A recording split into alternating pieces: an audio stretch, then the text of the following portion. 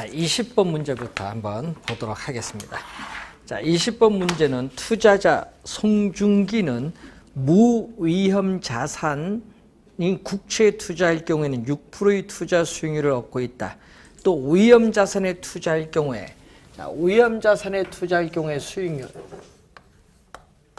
자, 위험 자산에 우리가 투자를 할 경우에 수익률은 얼마냐?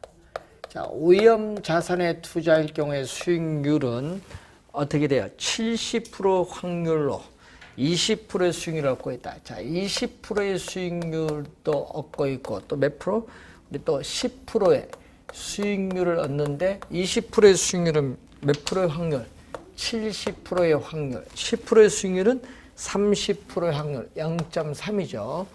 자, 그러면 여기 몇 프로냐? 14%가 되겠고, 요거는 3%가 돼서 17%가 되고 있습니다. 위험 자산에 투자했을 경우의 수익률은 요 얘기죠. 자, 그러면은 그림을 보면은 위험,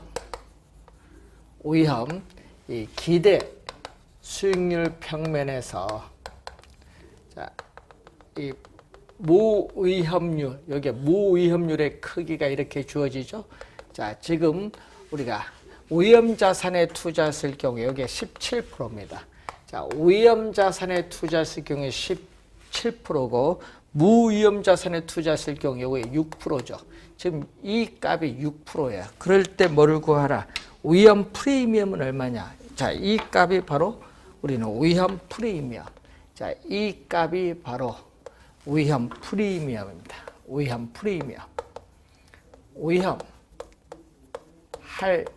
할증률을, 위험은 리스크고 이 할증률이 프리미엄이죠.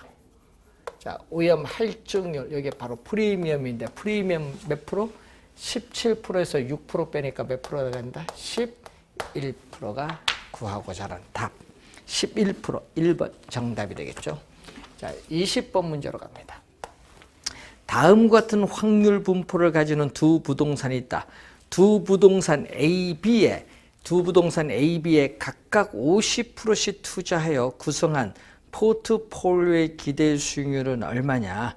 자, 그러면은 우선 A의 기대 수익률을 구해야겠죠. 자, A의 기대 수익률. 자, A의 기대 수익률은 얼마냐? 자, 우선은 A의 기대 수익률은 호황일 때는 몇 프로? 40%. 호황일 때는 40%.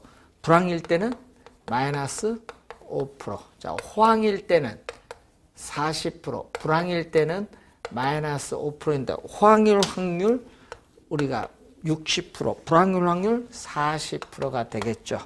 자, 그러면 여기 얼마가 돼요? 우리 46, 24%에다가 여기 마이너스 2% 했더니 22%가 되겠죠. A의 기대 수익률은 22%. 그럼 B의 기대 수익률은 호황일 때 15%, 불황일 때 우리가 20%가 되겠죠. 이때 호황률 확률 60%, 불황률 확률 40%가 되겠죠. 자, 그럼 여기 몇 프로요? 우리가 15에 6 하면은 9%. 요거는 8% 대줬더니 17%가 되겠죠. 자, 이때 포트폴리오의 기대 수익률을 구하는 거죠. 자, 포트폴리오의 기대 수익률. 자, 포트폴리오의 기대 수익률은 포트폴리오를 구성하는 개별 자산의 기대 수익률. 자, A의 기대 수익률은 22%, B의 기대 수익률은 17%. 이렇게 포트폴리오를 구성하는 A, B 개별 자산의 기대 수익률에 가중치인 확률, 가중치가 뭐죠? 상대적 투자 비중인데 상대적 투자 비중이 얼마? 각각 50%씩 투자했죠. A에 50%, B에 50% 투자했죠. 그럼 요거 두 개 더하면 39%를 2로 나눠주니까 19.5%가 구하고자 하는 답이 되겠죠. 4번 정답이 되겠습니다. 자, 22번. 부동산 투자에 관련된 설명 중 틀린 건 단 투자자는 위험 회피적 투자자라고 가정하고 있습니다. 두 개의 대안 중 기대 수익률이 동일하다면 위험이 낮은 대안을 선택하고 반대로 오위험이 동일하다면 기대 수익률이 높은 투자를 선택하는 게 위험 회피형 투자자의 행위죠.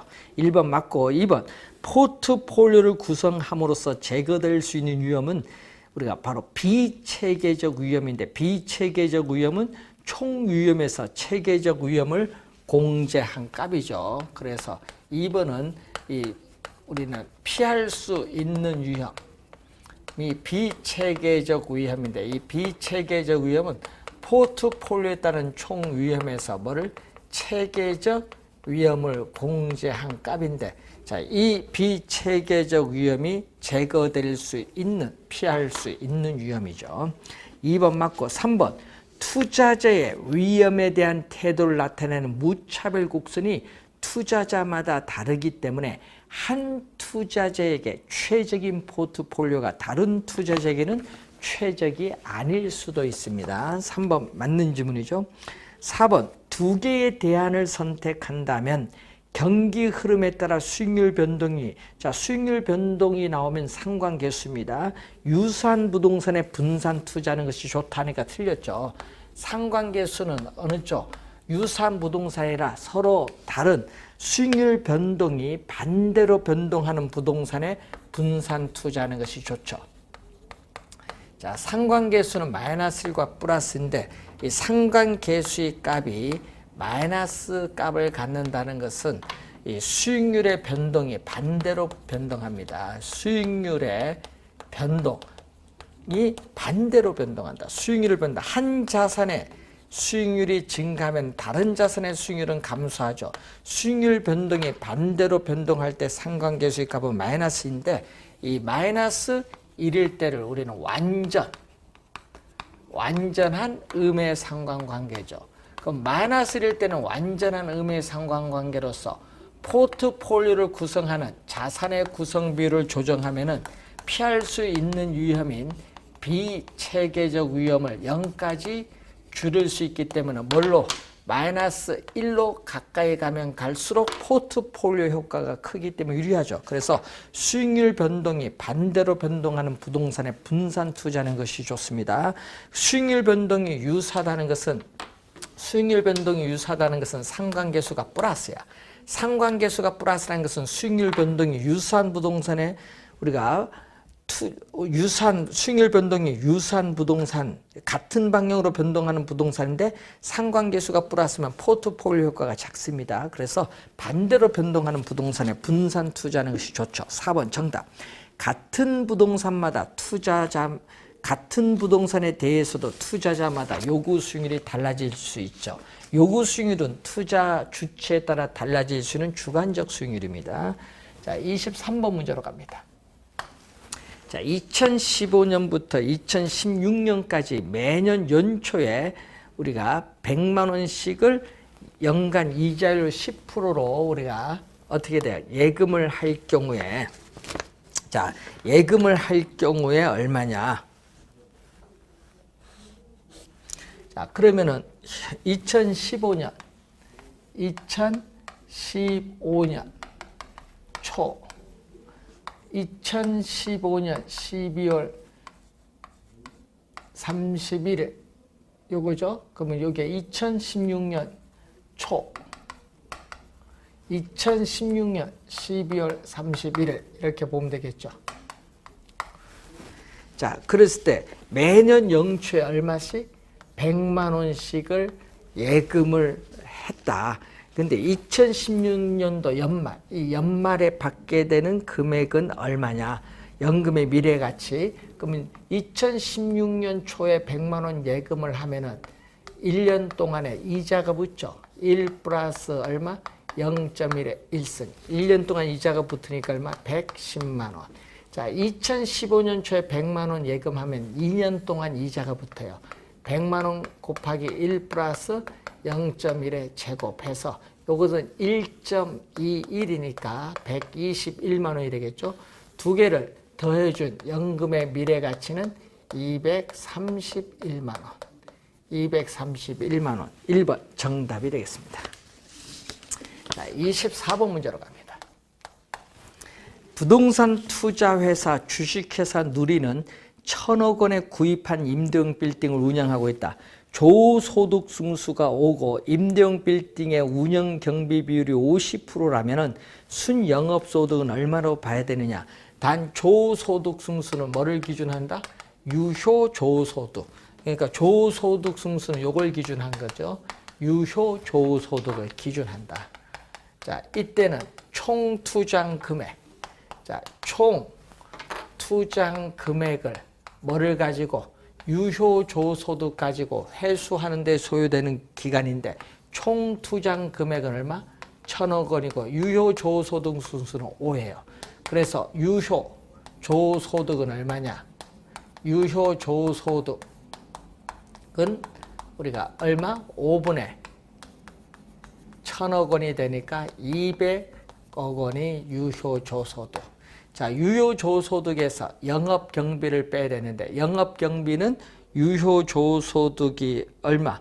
운영 경비 비율이 50%죠. 그래서 200 우리가 관련해서 50% 200억 원에 50% 0.5를 곱해줬더니 우리는 100억 원. 이게 바로 영업 경비. 빼주면은 순 영업소득 200억에서 100억을 빼주니까 순 영업소득은 우리 100억 원이 되겠죠. 4번 정답이 되겠습니다. 자, 25번 문제로 갑니다. 자, 25번 문제를 보시면은 자, 다음은 부동산 투자의 예상 현금 흐름표이다.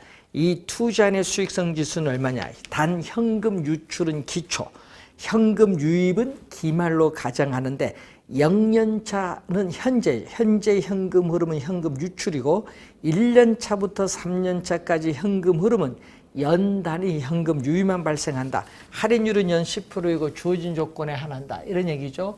자, 현재는 0년차가 바로 현재고 1년, 2년, 3년이죠. 자, 1년 차에 얼마? 550만 원. 2년 차에 1210만 원. 3년 차에 1331만 원이죠. 그러면 현재 얼마냐 이거지. 1년 차에 현금 유입 550만 원 현재 얼마냐? 할인을 해야겠죠. 1 플러스 얼마? 0.1이죠. 0.1. 그래서 1년, 기간이 1년이니까 1승, 1.1로 나눠줬더니 얼마? 500만 원이 되겠죠. 자, 2년 차에 1210만 원을 또 현재의 가치로 할인한데 0.1 할인율, 그리고 기간이 몇 년? 2년이니까 제곱 1.21로 나눠줬더니 또 얼마 나오죠? 1,000만 원이 나오죠. 자, 3년 차에 1,331만 원 현재의 가치로 또 나눌 때 할인율은 또 10% 0.1인데 기간이 또 몇 년? 3년이니까 세제곱 1.1의 세제곱은 1.331 또 나눠줬더니 1,000만 원이 되겠죠. 그럼 다 더해주면은 이걸 다 더해줘야겠죠. 다 더해준 현금 유입에 있어서의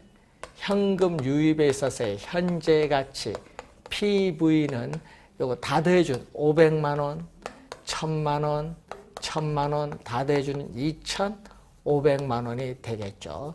현금 유출의 현가, 현금 우리가 유출에 있어서의 현가, 현재 투자 금액은 얼마?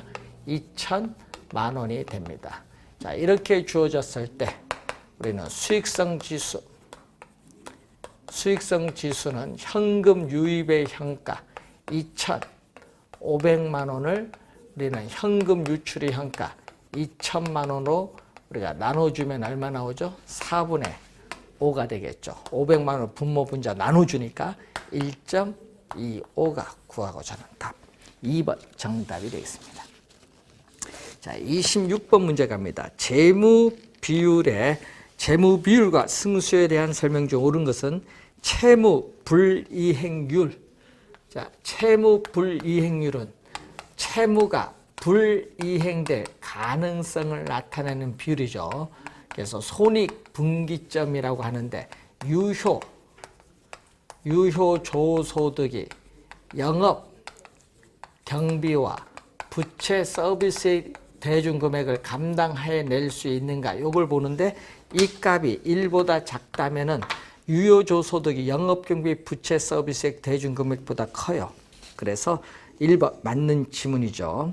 자, 2번 부채 비율이 클수록 자, 부채 비율은 자기 자본에 대한 타인 자본의 비율인데 부채 비율이 클수록 즉 자기 자본에 대한 타인 자본 대출금이 많아지죠. 대출금이 많아지면 어떻게 돼요? 대출금이 많아지면은 부채 서비스액은 대출금의 저당 상수를 곱해주는 건데 이 대출금이 많아지죠. 이 대출금이 많아지면은 당연히 부채 서비스액도 커지죠. 그래서 작아진다가 아니라 커진다. 부채 감당률이 1보다 작다 하면 안 돼. 1보다 작다. 부채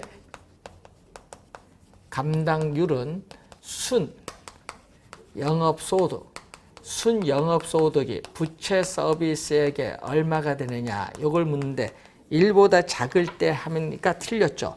1보다 클 때 순 영업소득이 부채 서비스액 원리금 상환액보다 커야 이 원리금 지불 능력이 충분하기 때문에 안심하고 대출 내줄 수 있습니다. 1보다 클 때 해야 맞겠죠. 3번 틀렸고 4번 순소득 승수의 역수는 종합환원율입니다. 총자산 회전율의 역수는 소득 승수입니다. 그래서 틀린 지문. 대부 비율은 부동산 가치에 대한 대출금의 비율. 저당 투자액은 대출금이죠. 분모 분자가 바뀌었습니다. 1번 정답이 되겠습니다. 자, 27번 문제로 갑니다. 대출기관에서 부동산 담보평가 시에 자산가치와 현금 수지를 기준으로 최대 담보대출 가능 금액을 산정, 구하는 경우 다음 조건이 명시된 대상 부동산의 최대 담보대출 가능 금액은 각각 얼마인가? 자, 자산가치 기준이 나오죠. 자, 자산가치 기준을 물을 때 거기서 우리는 LTV 담보 인정 비율인데 자, 자산가치 부동산의 자산가치에서 대출금이 차지하는 비율인데 지금 자산가치가 20억 원이 주어졌죠. 20억 원인데 LTV 대부 비율 40% 0.4니까 여기서 대출금이 20억 원에 0.4를 곱해줬더니 8억 원이 되겠죠. 자산가치 기준 대출 가능한 최대 금액은 8억 원입니다. 자, 그리고 현금 수지 기준이 나오죠. 현금 수지 기준인데 문제에서 부채 감당률이 나와 있어요. 자, 부채 감당률은 순 영업소득이 부채 서비스액에 얼마가 되는가 요걸 보는 거죠. 자, 순 영업소득은 얼마? 지금 문제에서 순 영업소득은 1억 우리가 2천만 원이 나와 있죠. 1억 2천만 원인데 여기서 저당 상수가 주어졌으니까 부채 서비스액 원리금 상환액은 대출금의 저당 상수를 곱해준 건데 지금 연간 저당 상수가 0.1이 나왔죠. 저당 상수가 0.1인데 요게 부채 감당률 1.5입니다. 따라서 대출금은 0.1 곱하기 1.5에 1억 2천만 원이 되겠죠. 분모 분자에 10을 곱해주면은 이렇게 되겠죠. 또 분모 분자에 또 10을 곱해주면 120억 원을 15로 나눠주면 얼마? 8억 원이 되겠습니다. 그래서 8억 원, 8억 원. 2번 정답이 되겠습니다. 자, 28번 문제. 부동산의 자금 조달 방법 중 하나인 부채금융과 관련 없는 것. 부채금융은 타인 자본을 조달하기 위한 금융인데 관련 없는 것 2번. 부동산 투자 회사에 관한 법률에 의한 주식을 발행하죠. 이것은 자기 자본을 조달하기 위한 지분금융에 속합니다. 2번 정답이 되겠죠. 자, 29번 문제로 갑니다.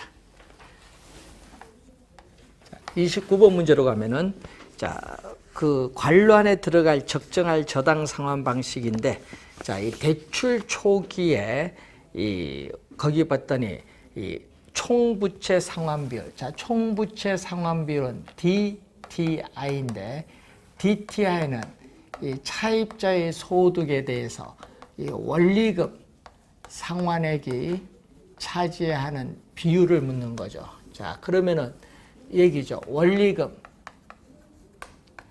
상환액이 주어지는데 만기까지 대출 기간 내내 동일한 금액을 상환하는 방식은 원리금 균등 분할 상환이고, 이렇게 원리금이 점점 이렇게 감소하는 체감하는 게 원금 균등 분할 상환이고, 자, 이렇게 점점 원리금이 상환액이 점점 기간이 경과할수록 점점 이렇게 증가하는 게 바로 뭐가 되죠?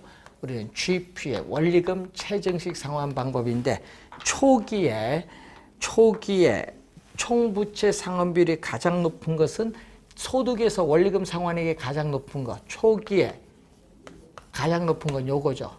뭐죠? 원금 균등 분할 상환입니다. 그럼 대출 중간에 나오죠. 대출 중간에 대출 비율 LTV가 나오죠.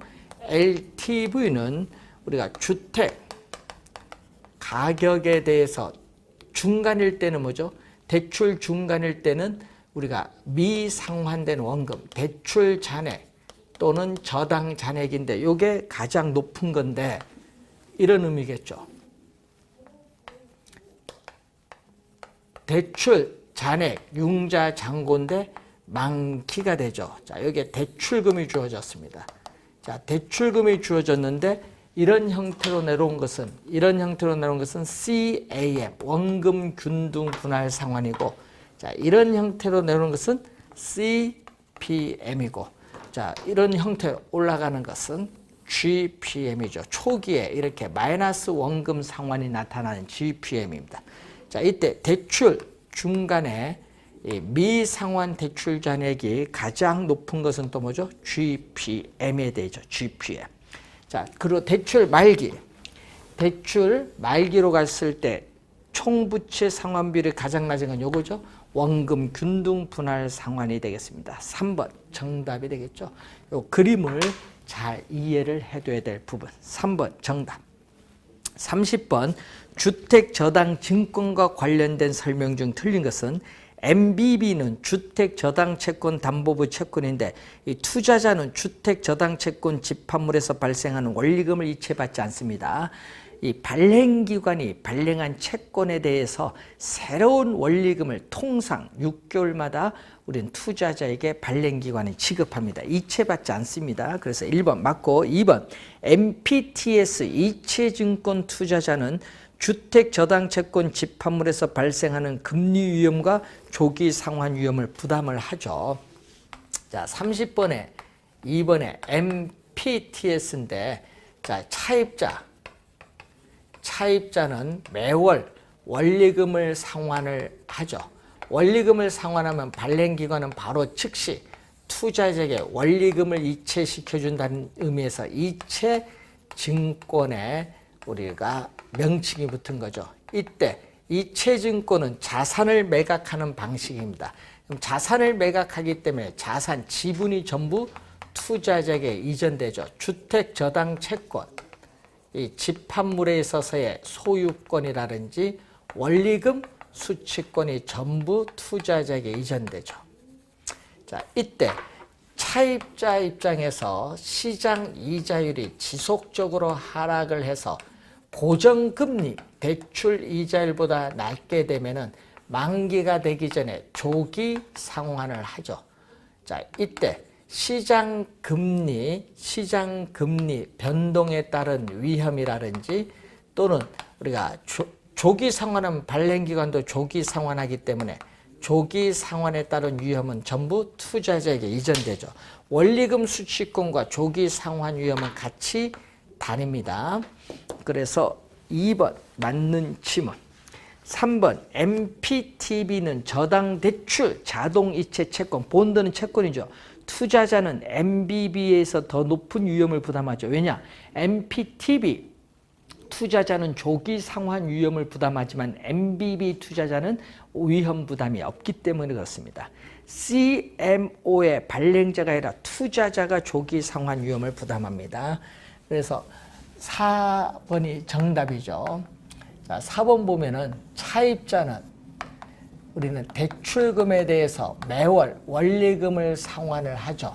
그러면 발행기관은 자신의 주택 저당 채권 집합물을 담보로 해서 자신의 신용을 가지고 채권을 발행해서 투자자에게 매각을 하는데, 문제는 원리금을 받자마자 이체시켜 주기 때문에 원리금 수취권은 투자자가 보유하고 있죠. 그래서 차입자가 조기 상환하면 발행기관도 조기 상환하기 때문에 조기 상환 위험도 우리는 투자자가 부담하죠. 그래서 MPTB를 우리가 확대해 준 게 바로 CMO죠. 그럼 CMO도 확대했기 때문에 MPTB와 구조상 동일해요. 구조상 동일하기 때문에 투자자가 조기 상환 위험 부담합니다. 4번 정답. CMO의 투자자는 후순위 만기가 길어질수록 우리 미래 불확실성에 따른 위험이 높죠. 높은 위험을 부담합니다. 5번 맞는 질문. 31번. 우리나라의 부동산 투자 회사에 관한 설명으로 틀린 것은 자기관리 부동산 투자 회사의 설립 자본금은 5억 원 이상으로 한다. 5억 원 맞는 질문이죠. 주주 1인과 그 특별 관계자는 최저 자본금 준비 기간이 끝난 후에는 부동산 투자 회사가 발행한 주식 총수의 30%가 아니라 얼마? 우리가 50%죠. 100분의 50, 50%입니다. 50% 이상을 초과하여 주식을 소유하지 못한다. 그래서 여러분이 이번 우리가 2017년 9월 22일에 시행이 되죠. 그래서 2번 정답. 3번 부동산 투자 회사는 영업인가를 받거나 등록을 한 날부터 2년 동그라미 2년 이내에 발행하는 주식 총수의 30% 이상을 일반의 청약에 제공을 해야 된다. 3번은 주식 공모에 대한 내용이죠. 주식 공모. 4번 자기관리 부동산 투자 회사는 자산 운영 전문 인력을 포함한 임직원을 상근으로 두고 자산의 투자 운영을 직접 수행하는 회사이다. 자기관리 부동산 투자 회사의 개념이 나와 있습니다. 5번 부동산 투자 회사는 영업인가를 받거나 등록을 하고 최저 자본금 이상을 갖추기 전에는 현물 출자를 받는 방식으로 우리는 신주를 발행할 수 없다. 맨 끝에 없다의 동그라미. 시험에 있다로 많이 나오죠. 자, 여러분이 우리 5번은 제19조 현물 출자에 대한 내용이죠. 19조 1항에 나오고 있죠. 자, 32번 문제로 갑니다. 민간의 부동산 개발에 관한 설명 중 옳은 것. 공사비를 분양금으로 정산하는 사업 방식에서는 사업 시행은 건설회사가 아니라 토지 소유자가 하고 이익은 토지 소유자와 개발업자가 어떻게 돼요? 상호 이익을 추구합니다. 그래서 틀린 질문. 토지 신탁 방식에서는 신탁사가 건설 단계 부족 자금을 금융기관의 차입을 통해서 조달합니다. 자금 조달의 주체는 신탁회사입니다. 2번 정답. 투자자 모집형은 사업자로부터 사업자금을 마련하는 것이 아니라 투자자, 개발 사업자가 아니라 투자자로부터 사업자금을 마련하여 사업을 시행하죠. 투자자 모집형에 있어서 자금 조달 주체는 투자자입니다. 자, 4번. 토지 소유자의 자체 사업일 경우에 사업 시행은 토지 소유자가 합니다. 그리고 자금 조달과 이익 귀속의 주체도 건설회사가 아니라 토지 소유자입니다. 틀린 점은 등가 교환 방식에서는 토지 소유자와 신탁사 간의 수수료 문제가 발생할 수 있다. 있다니까 틀자 없습니다. 왜냐? 토지 소유자가 제공한 토지 가격과 개발업체의 건축자금 비율에 의해서 준공된 건물의 건축 면적을 그 기여도에 따라 토지 건물의 지분을 갖는 방식이기 때문에 수수료 문제가 발생하지 않습니다. 그래서 틀린 지문이 되겠습니다. 33번 부동산 관리에 관한 설명으로 우리가 틀린 것은 자산관리는 부동산 자산을 포트폴리오 관점에서 관리하는 자산부채의 종합관리를 의미한다. 자산관리는 적극적 관리를 의미하겠죠. 부동산 소유자나 기업의 부를 극대화하기 위해서 부동산 가치를 증진시킬 수 있는 다양한 관리 방법을 모색하는 적극적 관리로서 우리는 분산 투자, 포트폴리오 분석 관리가 여기에 해당하죠.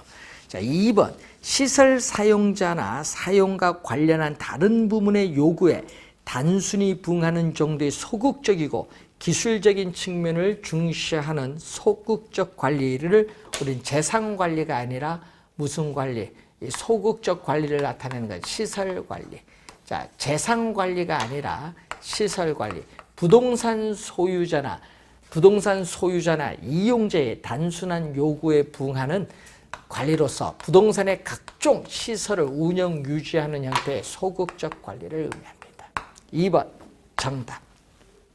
3번 대상 건물의 기능을 유지하기 위해서 건물에 대해 수리 및 점검 등을 하는 등에 관련된 기술적 측면의 관리에 해당하고, 위탁 관리 방식은 전문업자를 이용함으로써 합리적이고 편리하며 전문화된 관리 서비스를 받을 수 있는 장점이 있죠. 자, 기밀 유지 측면에서는 자가 관리 방식이 위탁 방식보다 유리하죠. 위탁 관리 방식은 전문업자에게 위탁하기 때문에 기밀 유지, 보안 관리 면에서 곤란하다는 단점이 있죠. 그래서 5번 맞는 지문입니다. 자, 34번 문제로 갑니다. 마케팅에 대한 설명으로 틀린 것은 부동산 마케팅이란 소비자들이 당해 부동산에 대해 원하는 속성을 종합적으로 반영하여 개발 공급함으로써 수익을 극대화하는 과정이 마케팅 개념. 1번 개념이고, 아이다의 원리로 표현되는 소비자의 구매 의사결정 과정을 감안해서 성립을 하는 것은 우리 고객, 관계가 아니라 고객 점유. 올해 시험에 중요한 개념입니다. 정답 물을 가능성이 높죠? 고객 점유 마케팅 전략입니다. 자, 고객 점유 마케팅 전략은 소비자 행동 이론 차원에서 심리적 측면을 강조하는 아이다의 원리가 나오는데, 자, attention, 주의를 끌고, 거기서 interest, 관심을 불러일으키고, 이 관심이 desire, 욕망을 불러일으키는 이 욕망의 액션, 행동으로 나타납니다. 소비자의 구매 의사결정 과정의 각 단계에 있어서 소비자와의 심리적 측면의 접점을 마련하여 전달하고자 하는 메시지 톤, 강도, 취지 등을 조절해서 마케팅 효과를 극대화하고자 하는 노력을 말합니다. 2번 정답. STP 전략이란 S, 세그멘테이션, 시장 세분화, 타겟팅, 표적 시장 선정, 포지셔닝, 차별화 전략을 표상하는 약자로서 이 정통적 전략 중에 하나를 말합니다. 마케팅 믹스에 있어서의 제품 계획이란 시장 출시 계획의 여부 결정, 소비자 중심의 설계, 출시한 신제품에 대한 계획을 말하죠. 마케팅 믹스에 있어서 촉진 전략이란 홍보, 광고, 인적 판매, 판매 촉진을 말합니다. 그래서 여러분이 이 표적 시장을 선점하거나 틈새 시장을 점유하는 기법이 시장, 점유, 마케팅 전략으로서 공급자 중심의 전략이죠. 여기에는 우리가 STP 전략과 지금 설명한 마케팅 믹스가 있습니다. 자, 마케팅 믹스에서는 프레이스, 유통 경로 전략, 프로덕트, 제품 전략, 프라이스, 가격 전략, 지금 5번처럼 프로모션, 촉진 전략, 이 네 가지로 P로 구성되어 있다. 이렇게 보시면 되겠습니다. 자, 35번 문제로 가겠습니다. 자, 부동산 가격의 여러 가지 원칙에 대한 설명으로 틀린 것은 변동의 원칙은 기준 시점이죠. 부동산 가치에 영향을 미치는 가치 형성 요인은 항상 변동하기 때문에 부동산 가치는 특정의 기준 시점에서만 타당성이 인정되기 때문에 기준 시점과 관련 있는 것은 변동의 원칙. 자, 최유효 이용의 대내가 아니라 대외적인 판단 기준이 되는 원칙으로서 경제적 감가 요인의 근거가 되는 게 적합의 원칙인데 대외죠. 그래서 여러분이 항상 이 외부적입니다. 외부적 관계에 의한 원칙. 자, 외부적 요인에서 나타나는 게 무슨 원칙? 적합의 원칙. 자, 부동산의 유용성을 최대로 발휘하기 위해서는 부동산을 둘러싼 외부 환경에 적합을 해야 돼요. 외부 환경에 적합을 해야 되는데 외부 환경 적합에 위배되면은 바로 경제적 감가가 발생하죠. 자, 공업지역에 주택이 있으면 주택 가격이 하락하는 경제적 감가가 발생합니다. 2번 정답. 감정평가의 3방식, 원가 방식, 비교 방식, 수입 방식은 모두 대체의 원칙을 성립 근거로 하고 있습니다. 맞고, 기회의 원칙은 인접 토지의 합병, 분할에 따르는 한정가격 평가 시에 활용되죠. 그래서 인접 토지를 매수해서 합필했을 때 추가 투자의 적정성 여부 판단에도 기회의 원칙입니다. 토지와 건물로 구성된 복합 부동산에서 토지와 건물의 배치 상태 등이 좋아. 자, 배치 상태, 토지 건물의 배치 상태 적응하느냐 부적응하냐, 이것은 바로 균형의 원칙이죠. 내부 구성 요소 간의 결합에 있어서 균형입니다. 그래서 5번 맞는 질문. 36번. 감정평가에 관한 규칙상 부동산 평가 방법에 관한 설명으로 틀린 것은 건물을 감정평가할 때 원가법을 적용합니다. 거래사례 비교법의 R이라는 걸 주의해 두시고, 자, 제17조가 나오죠. 산림을 감정평가할 때에 산지와 인목을 구분하여 감정평가해야 한다. 이 경우 인목은 뭐를? 거래사례 비교법을 적용하되 소경 목림인 경우에는 원가법을 적용할 수 있다. 그래서 2번 정답. 감정평가업자는 영업권, 특허권, 실용 신앙권, 디자인권, 상표권, 저작권, 전용 측선 이용권 그 밖에 무형자산을 감정평가할 때 수익환원법을 적용해야 한다. 무형자산이 나오면 수익환원법입니다. 과수원, 동사는 거래사례 비교법, 임대료는 임대사례 비교법입니다. 2번 정답이죠. 제17조 다시 한번 확인해 보시기 바라고 37번 문제로 갑니다. 경과연수가 10년, 평당 제조달 원가가 500만 원인 100평의 주택이 있다. 잔존 경제적 내용인수가 40년인 경우 정액법에 의한 적상가액은 얼마냐? 자, 정액법이죠. 정액법은 건물, 구축물 등의 평가에 적용하는데, 자, 매년의 감가액. 자, 매년의 감가액은 제조달 원가에서 잔존 가격을 빼죠. 이 잔존 가격을 뺀 것을 이 경제적 내용연수로 나눠주면 되죠. 자, 제조달 원가 얼마죠? 지금 평당 제조달 원가 500만 원. 자, 평당 우리가 제조달 원가가 500만 원인데 몇 평이죠? 지금 우리가 100평. 100평을 해줬더니 이게 바로 제조달 원가. 평 없어지죠? 그럼 5억이 되겠죠? 그럼 5억 원이 제조달 원가고, 그럼 장가율이 나오죠. 장가율은 잔존가치율인데 제조달 원가에서 잔존 가격이 차지하는 비율이 몇 프로? 10%. 그러면 5억에 10%니까 잔존 가격은 5천만 원. 5억에 10%니까 5천만 원을 빼준 건데, 경제적 내용연수는 몇 년? 경과연수 10년에다가 남아있는 잔존 내용연수 40년을 더해줬더니 경제적 내용연수는 50년. 그러면은 4억 5천만 원 공 하나 없어지면 4,500이죠. 4,500만 원 5로 나눠주니까 900만 원. 5, 9, 45니까 900만 원이 되겠죠. 자, 매년의 감가액은 900만 원입니다. 자, 이때 감가 누계액은 얼마냐? 자, 매년의 감가액 900만 원에 몇 년 경과 연수 10년 경과 했더니 9천만 원이 돼요. 9천만 원. 9천만 원이죠. 이때 적산 가액은 제조달 원가 5억 원, 제조달 원가 5억 원에서 감가 누계액 9천만 원을 빼준 4억 1천만 원이 우리는 적상 가격이 되죠. 4억 1천만 원. 2번 정답이 되겠습니다. 자, 38번 문제로 갑니다.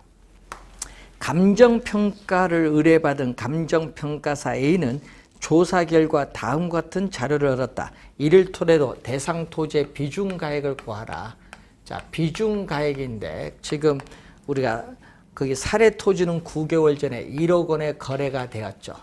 자, 그럼 그 안에서 지금 사정 보정은 없고 시점 수정, 사례 토지가 거래된 시점을 100으로 본다면은 부동산 가격이 기준 시점까지 몇 프로?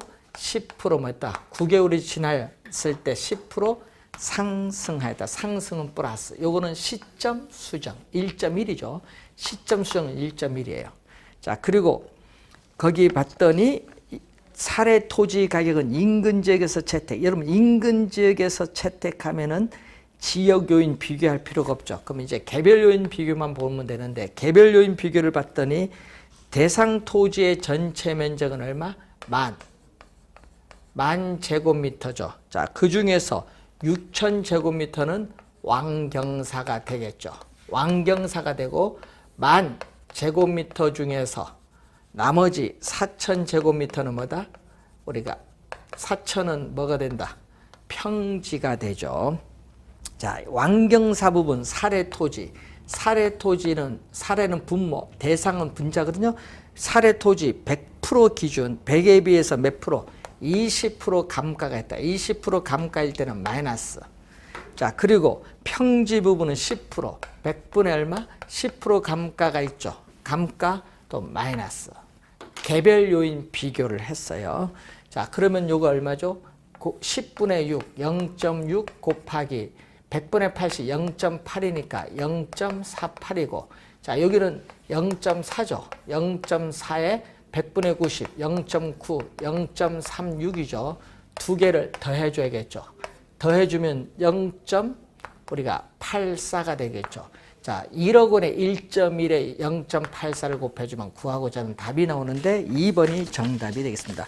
우리가 9,240만 원이 나오겠죠. 자, 39번 문제로 갑니다. 순영업소득 200만 원, 부채 서비스액 150만 원, 대부비율 60%, 저당상수 0.2올 때 부채 감당법에 의한 자본 환원 이율은 얼마냐? 자, 부채 감당법에 의한 환원 이율은 부채 서비스액 관련해서 거기 부채 감당률에 근거해서 구하죠. 부채 감당법은 부채 감당 율에 근거해서 환원율을 구하는 방법이죠. 대부비율, 저당 상수를 곱해주는데, 자, 부채 감당률은 순영업소득 200만 원인데 이 200만 원이 부채 서비스액이 얼마가 되냐? 부채 서비스액 150만 원. 대부비율은 얼마? 60%. 100%에서 60%를 차지하는 0.6. 저당 상수 0.15죠. 이것은 얼마죠? 3분의 4. 3분의 4, 0.6, 0.25 곱해주면 0.12가 나오죠. 곱하기 100을 해주니까 몇 프로? 12%가 되겠습니다. 12%. 자, 12%가 나오는 그런 내용이 되겠습니다. 1번 정답이 되겠죠. 자, 40번 문제로 갑니다. 부동산 가격 공시에 관한 법률에 따라 표준주택의 공시사항. 자, 표준주택의 공시사항은 표준주택의 지번, 표준주택에 있어서의 가격, 표준주택의 대지, 면적 및 형상, 예? 그리고 표준주택의 용도, 구조, 연면적 및 사용 승인일, 임시 사용 승인일도 포함하죠. 그 밖에 대통령령이 정하는 사항이 있어요. 그래서 정답은 건축 허가일, 소유자는 안 들어갑니다. 그래서 3번이 정답이 되겠죠. 자, 한번 확인을 한번 해보시기 바랍니다. 자, 이렇게 해서 우리가 모의고사 문제 해설을 전부 마치고 우리가 다음 우리가 모의고사 문제 해설 때 찾아뵙도록 하겠습니다. 수고 많으셨습니다.